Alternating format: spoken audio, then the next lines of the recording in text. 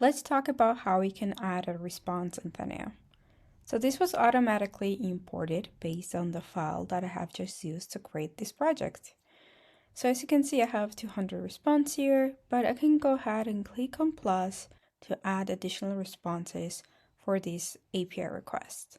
And I can add whatever I want. So from 400 requests, or if I want to call this demo, I can go ahead and call this demo. So it's completely up to you how you want to customize this.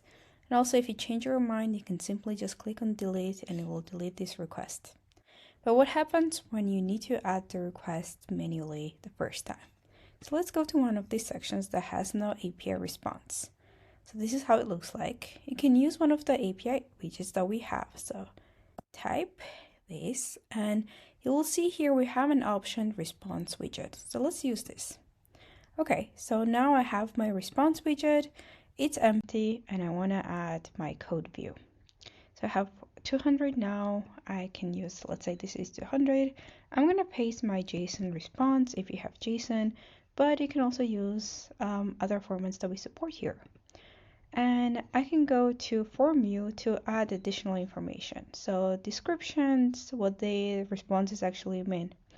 If you don't want to highlight what the responses actually mean, because maybe this was already mentioned in another section, we have this option here called hide descriptions on the left side. So it will show up on the right side the response example, but you don't have to show the descriptions when we populate the published version of the document. So this is how you manage your responses in Theneo. Thank you.